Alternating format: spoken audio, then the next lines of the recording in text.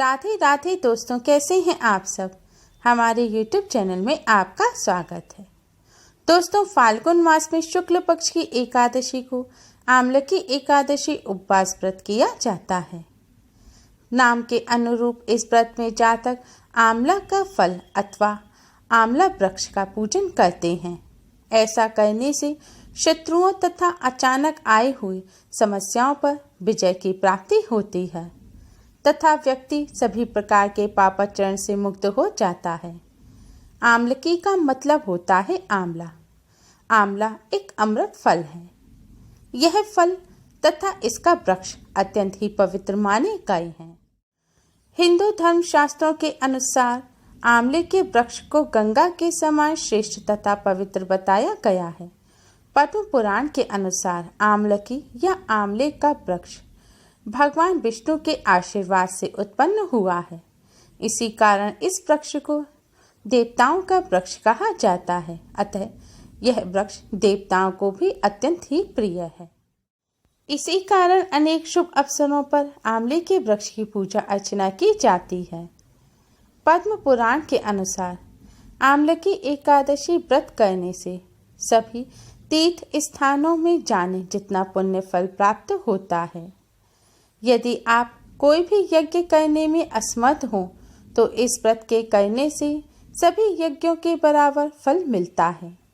इस आमलकी एकादशी व्रत को करने से व्यक्ति को पुरुषार्थ, चतुष्टय व मोक्ष की प्राप्ति होती है। यह भी कहा जाता है कि जातक मृत्यु के बाद भगवान विष्णु के परम धाम में पहुंच जाता है। पद्म पुराण के अनुसार आमलकी एकादशी की कथा को सुनने मात्र से ही भगवान विष्णु की कृपा से शत्रुओं पर विजय प्राप्त होती है। साथ ही समस्त संकटों और कष्टों से भी मुक्ति मिलती है। आमलकी एकादशी की कथा मानधाता जी के पूछने पर ऋषि वशिष्ठ जी ने सुनाई थी।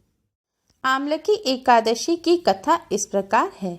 कथा के अनुसार एक बार मानधाता बोले, हे वशिष्ठ जी, यदि आप मुझ पर कृपा करें तो किसी ऐसे व्रत की कथा कहिए जिससे मेरा कल्याण हो। महर्षि वशिष्ठ जी बोले, हे राजन, सब व्रतों से उत्तम और अंत में मोक्ष देने वाले आमलकी एकादशी के व्रत का मैं वर्णन करता हूँ। यह एकादशी फाल्गुन मास के शुक्ल पक्ष में आती है। इस व्रत को करने से तथा इसकी कथा को सुनने से समस्त पाप नष्ट हो जाते हैं। इस व्रत को करने से और इसकी कथा को सुनने से 1000 गौदान के बराबर पुण्य फल प्राप्त होता है। अब मैं आपसे एक पौराणिक कथा कहता हूँ, आप ध्यान पूर्वक सुनिए। एक वैदिश नाम का नगर था जिसमें ब्राह्मण, क्षत्रिय, वैश्य और शूद्र चारों वर्ण आनंद सहित रहते थे। उस नगर में सदैव वेद ध्वनि गूंजा करती थी तथा पापी, दुराचारी तथा नास्तिक उस नगर में कोई नहीं रहता था। उस नगर में चैत्रथ नाम का चंद्रवंशी राजा राज्य करता था। वह अत्यंत विद्वान तथा धर्मी था। उस नगर में कोई भी व्यक्ति दरिद्र व कंजूस नहीं था। सभी नगरवासी विष्णु भक्त थे और आबाल वृद्ध, स्त्री पुरुष एकादशी का व्रत किया करते थे। एक समय फाल्गुन मास के शुक्ल पक्ष की आमलकी एकादशी आई। उस दिन राजा, प्रजा तथा बाल व्रत सबने हर्षपूर्वक व्रत किया। राजा अपनी प्रजा के साथ मंदिर में जाकर पूर्ण कुंभ स्थापित करके धूप, दीप, नैवेद्य, पंचरत्न आदि से धात्री यानी कि आंवले का पूजन करने लगे और इस प्रकार स्तुति करने लगे, हे धात्री, तुम ब्रह्म स्वरूप हो, तुम ब्रह्मा जी द्वारा उत्पन्न हुए हो और समस्त पापों का नाश करने वाले हो। तुमको नमस्कार है। अब तुम मेरा अर्घ्य स्वीकार करो। तुम श्री रामचंद्र जी द्वारा सम्मानित हो। मैं आपकी प्रार्थना करता हूँ, अतः आप मेरे समस्त पापों का नाश करो। उस मंदिर में सबने रात्रि को जागरण किया। उसी रात एक शिकारी शिकार करता हुआ मंदिर पहुंचा। वह शिकारी जीवों की हत्या करके ही अपने परिवार को पालता था।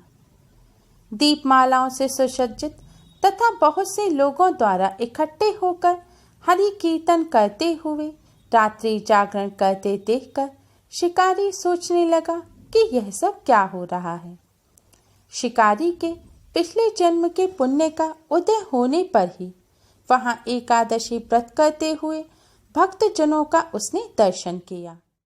कलश के ऊपर विराजमान भगवान श्री दामोदर जी का भी उसने दर्शन किया तथा वहां बैठकर भगवान श्री हरि की चरित्र गाथा श्रवण करने लगा और भूखा प्यासा होने पर भी एकाग्र मन से एकादशी व्रत के महात्म्य की कथा तथा भगवान श्री हरि की महिमा श्रवण करते हुए उसने भी रात्रि जागरण किया। प्रातःकाल होते ही सब लोग अपने घर चले गए तो बहेलिया भी अपने घर चला गया। घर जाकर उसने भोजन किया।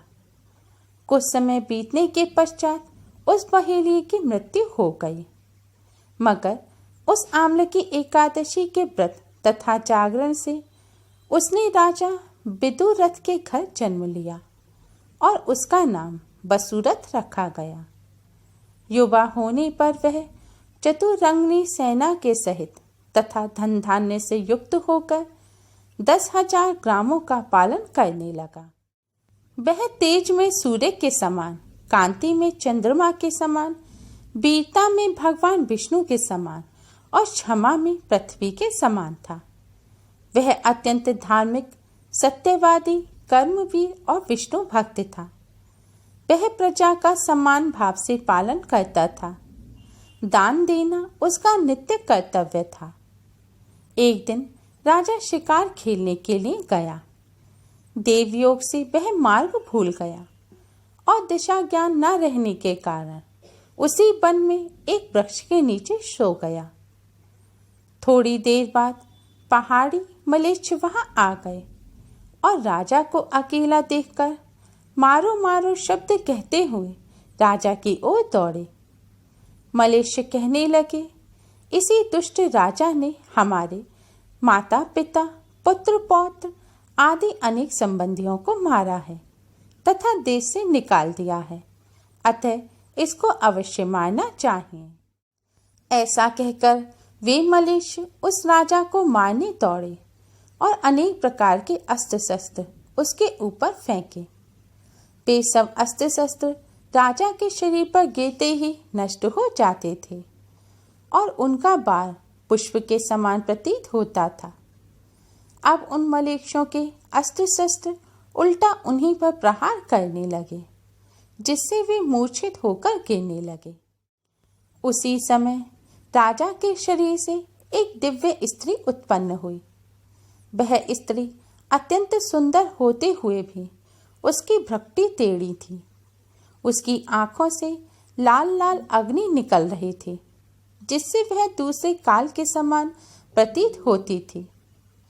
वह स्त्री मलेच्छों को मारने के लिए दौड़ी और थोड़ी ही देर में उसने सब मलेच्छों को काल के गाल में पहुंचा दिया। जब राजा की नींद खुली तथा उसने यह भयानक हत्याकांड देखा तो वह आश्चर्यचकित हो गया, साथ ही भयभीत भी हो गया। उन भीषण आकार वाले मलेच्छों को मरा देखकर राजा विस्मय के साथ सोचने लगा कि मेरे इन शत्रुओं को किसने मारा और किसने मेरी रक्षा की है। यहाँ मेरा ऐसा कौन हितैषी मित्र है। जो भी हो, मैं उसके इस महान कार्य के लिए उसका बहुत बहुत धन्यवाद करता हूँ। उसी समय आकाशवाणी हुई कि भगवान विष्णु को छोड़कर भला शरणागत की रक्षा करने वाला और कौन हो सकता है। अतः शरणागत रक्षक, शरणागत पालक श्री हरि ने ही तुम्हारी रक्षा की है। राजा उस आकाशवाणी को सुनकर प्रसन्न तो हुआ ही, साथ ही भगवान श्री हरि के चरणों में अति कृतज्ञ होकर भगवान का भजन करते हुए अपने राज्य में वापस आ गया और राज्य करने लगा। महर्षि वशिष्ठ बोले, हे राजन, यह आम्ल की एकादशी के व्रत का ही प्रभाव था। जो मनुष्य इस आम्ल की एकादशी का व्रत करते हैं या कथा सुनते हैं, वे प्रत्येक कार्य में सफल होते हैं, शत्रुओं पर विजय प्राप्त करते हैं। भगवान विष्णु की कृपा से उन्हें सभी प्रकार के कष्टों और संकटों से मुक्ति मिलती है। सुखमय जीवन व्यतीत कर अंत में विष्णु लोक को जाते हैं। भगवान विष्णु ने ही ब्रह्मा जी को यह आशीर्वाद दिया था कि ब्रह्मा जी, यह आंवले का वृक्ष आपके अश्रुओं से उत्पन्न हुआ है। यह आंवले का वृक्ष और फल मुझे अति प्रिय रहेगा।